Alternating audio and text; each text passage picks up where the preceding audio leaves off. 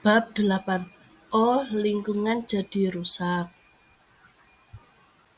Assalamualaikum warahmatullahi wabarakatuh. Perkenalkan, nama saya Salma Rizdiana, NIM A5102200010 dari kelas 3 APGSD. Saya di sini akan menjelaskan PPT tentang media TIK. Ada 3 pertanyaan esensial. Yang pertama adalah bumi berubah karena aktivitas manusia. Yang kedua, apa penyebab kerusakan pada lingkungan? Yang ketiga, bagaimana dampak kerusakan lingkungan terhadap kehidupan manusia? Perubahan lingkungan bisa terjadi dengan cepat atau perlahan-lahan. Perubahan dengan cepat mengakibatkan perubahan lingkungan yang dapat dilihat dengan segera, misalnya perubahan lingkungan karena bencana seperti gempa, gunung meletus, atau tanah longsor. Berbeda dengan perubahan lingkungan yang perlahan yang efeknya dapat terlihat dalam jangka waktu yang lebih lama. Perubahan lingkungan secara perlahan bisa disebabkan oleh aktivitas manusia. Berbagai kegiatan manusia dapat menyebabkan perubahan lingkungan tanpa kita sadari. Kegiatan manusia tersebut didasari oleh kebutuhan untuk tetap hidup. Misalnya manusia menumbuhkan untuk kayu untuk membangun rumah sehingga menebang pohon di hutan. Jika ada penanaman kembali, lama-kelamaan hutan akan gundul. Apakah lingkungan sekitar kalian terjadi perubahan? Perubahan apa saja yang terjadi? Baik, di sini ada perubahan lingkungan akibat kegiatan manusia. Yaitu kegiatan manusia ada 3 contohnya, yaitu membakar sampah, yang kedua tidak membuang sampah ke tempat sampah, yang ketiga penebangan pohon secara liar. Dari kegiatan manusia tersebut dapat kita perubahan di lingkungan, yaitu ada 3 juga, merusak ekosistem lokal, yang kedua banjir, yang ketiga tanah longsor hingga hilangnya kesuburan tanah yang subur. Manusia dan sampah. Hampir semua aktivitas manusia akan menghasilkan sampah. Jumlah manusia yang bertambah juga menyebabkan semakin bertambahnya sampah yang dihasilkan. Beberapa sampah mengandung bahan yang membutuhkan waktu yang lama untuk terurai. Contohnya plastik. Plastik akan tetap menjadi sampah untuk waktu yang lama. Sampah plastik yang tidak dikelola dengan baik, misalnya dibuang ke sungai, akan mencemari lingkungan. Air sungai tidak bisa dimanfaatkan karena mengandung mikroplastik. Mikroplastik dapat menjadi tempat menempelnya bahan berbahaya lain di dunia. Kemudian, sampah dari sungai akan mengalir ke laut. Laut pun akan tercemar oleh sampah plastik.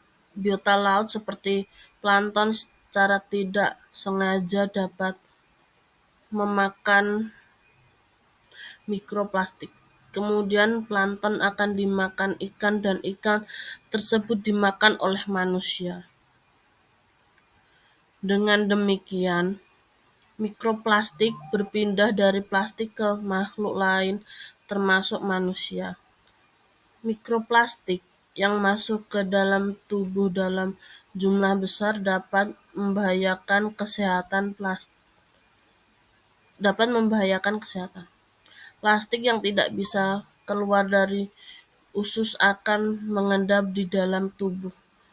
Lama-kelamaan dapat mengganggu sistem pencernaan dalam tubuh kita.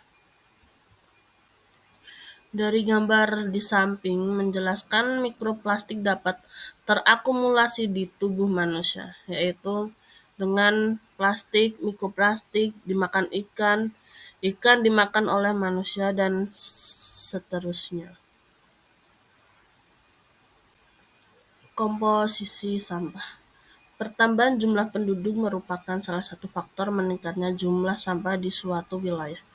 Menurut Kementerian Lingkungan Hidup dan Kehutanan, komposisi sampah yang ada di Indonesia berupa 57% sampah organik.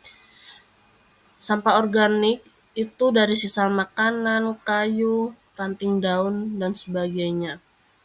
Dan 16% sampah plastik, 10% sampah kertas, dan sampah lainnya sebesar 17%. Di sini ada jenis sampah. Yang pertama ada sampah organik, adalah sampah yang berasal dari sisa makhluk hidup dan cenderung lebih bisa terurai. Pengelolaan sampah organik bisa dilakukan dengan cara membuat kompos. Kompos dapat berfungsi untuk menyuburkan tanah. Masih ingat tentang proyek kompos yang pernah kalian lakukan sebelumnya? Apakah masih terus berjalan? Yang kedua ada sampah plastik atau disebut juga sampah anorganik, merupakan komposisi sampah terbanyak kedua setelah sampah organik. Penggunaan plastik sudah menjadi bagian dari kehidupan manusia, mulai dari pembuatan perlengkapan rumah tangga sampai kendaraan. Plastik banyak digunakan karena dikenal sebagai bahan yang tidak mudah rusak dan ringan. Plastik biasanya sampah yang tidak atau sulit terurai oleh tanah. Pengelolaan sampah dengan 3R. Pengelolaan sampah harus meninggalkan pandangan lama, yaitu kumpul, lankut, buang. Muncul pendekatan lain dalam mengatasi masalah lingkungan karena sampah. Prinsip 3R yang terdiri atas reduce, reuse, dan recycle mendorong setiap orang untuk bertanggung jawab dalam pengelolaan sampah. Pengelolaan sampah ada 3, ada reduce, reuse, dan recycle. Reduce yaitu mengurangi sampah, reuse yaitu memanfaatkan kembali barang yang masih bisa digunakan, dan yang terakhir adalah recycle. Recycle yaitu menggunakan sampah untuk dilakukan daur ulang sehingga menjadi sesuatu yang lebih bernilai. Kesimpulan, 1. Perubahan bumi bisa disebabkan oleh faktor aktivitas manusia. Yang kedua, perubahan lingkungan karena manusia disebabkan alasan untuk memenuhi kebutuhan hidup. Yang ketiga, semua aktivitas manusia akan menghasilkan sampah. Yang keempat, sampah yang tidak dapat terurai, contohnya plastik, akan menimbulkan kerusakan lingkungan. Yang kelima, sampah plastik bisa mencemari lingkungan dan mengandung bahan yang berbahaya bagi kesehatan.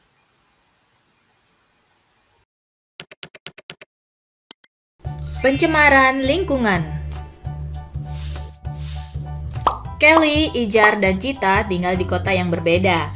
Mereka akan mengikuti lomba pekan ilmiah tingkat nasional dengan tema pencemaran lingkungan. Apa itu pencemaran lingkungan? Pencemaran lingkungan adalah masuknya segala sesuatu yang menurunkan kualitas lingkungan dan mengganggu keseimbangan ekosistem. Zat yang mencemari lingkungan disebut dengan polutan. Kelly, Ijar, dan Cita ditugaskan untuk mencari dan mengamati masalah pencemaran yang terjadi di kota mereka masing-masing. Kemudian, menuliskan laporannya di selembar kertas, mulai dari jenis pencemaran, dampak, penyebab, sampai cara menanggulangi masalah pencemaran tersebut. Yuk kita simak masing-masing laporan mereka. Kelly tinggal di sekitar kawasan industri. Kelly menemukan masalah pencemaran air sungai di sekitar rumahnya. Airnya sudah menghitam dan berbau tidak enak, sehingga tidak layak lagi digunakan sebagai air minum atau sekedar mencuci. Banyak tumbuhan air dan ikan yang mati karena kekurangan oksigen. Air yang tercemar juga menjadi sarang penyakit karena mengandung virus dan bakteri berbahaya. Pencemaran air di tempat Kelly disebabkan oleh limbah pabrik tekstil yang tidak diolah dengan baik, yang mengandung sisa zat pewarna dan logam berat. Pencemaran air juga disebabkan oleh sampah rumah tangga seperti sisa makanan, sayuran, atau plastik yang dibuang sembarangan. Pencemaran air di tempat Kelly dapat diatasi dengan cara membuat instalasi pengolahan air limbah atau IPAL. Tujuannya adalah untuk mengolah limbah pabrik agar lebih aman. IPAL melalui beberapa tahapan, mulai dari menyaring, mengendapkan, menguraikan, dan mematikan bakteri penyakit. Pencemaran air juga dapat dicegah dengan tidak membuang sampah ke sungai, mendaur ulang sampah, atau mengurangi produksi sampah sehari-hari. Ijar tinggal di daerah sekitar pertambangan. Ijar menemukan masalah pencemaran tanah di sekitar rumahnya. Tanah terlihat kering dan bercampur dengan sampah. Terkadang juga tercium bau yang menyengat. Tanah menjadi tidak subur sehingga sulit untuk ditanami pohon. Jika terpapar oleh gas dan air yang keluar dari tanah yang tercemar, maka kesehatan akan terganggu. Dari hasil pengamatan Ijar, penyebabnya adalah kebiasaan membuang sampah sembarangan, terutama sampah plastik dan kertas. Limbah pertambangan juga mengandung logam berat yang mencemari tanah. Cara menanggulangi pencemaran tanah adalah dengan remediasi. Remediasi adalah kegiatan membersihkan permukaan tanah dari bahan pencemar. Remediasi juga dapat dibantu dengan mikroorganisme, seperti jamur dan bakteri. Mikroorganisme tersebut akan mengurai bahan pencemar menjadi lebih aman. Cita tinggal di daerah perkotaan yang padat penduduknya. Rumahnya dekat dengan jalan yang ramai dilalui kendaraan. Cita menemukan masalah pencemaran udara di sekitar rumahnya. Faktor penyebab pencemaran udara di tempat Cita adalah asap dari berbagai sumber.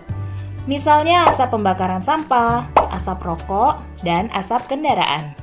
Asap biasanya mengandung gas karbon dioksida yang dapat memerangkap panas atau menyebabkan efek rumah kaca. Karena itu suhu semakin panas. Polutan-polutan yang terbang di udara juga bisa terhirup saat bernapas, sehingga menyebabkan penyakit pernapasan.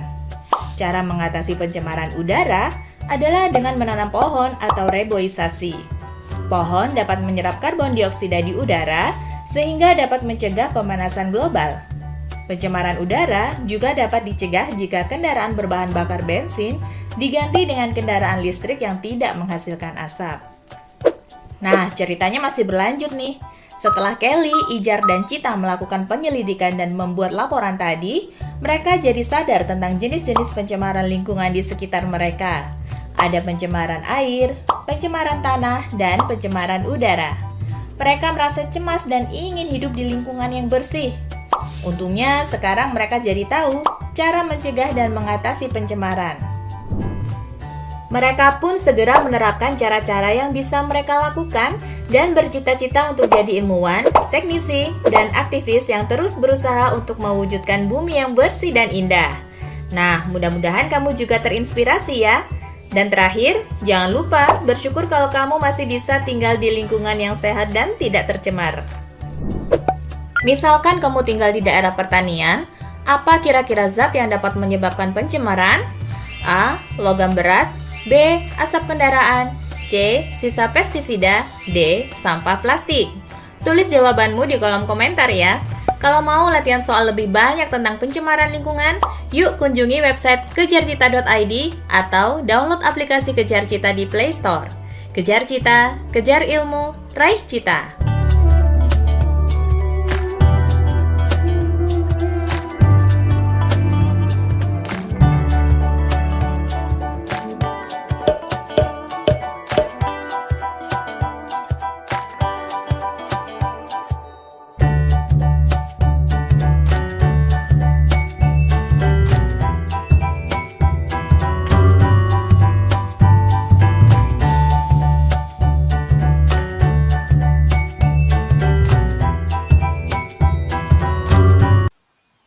Terima kasih.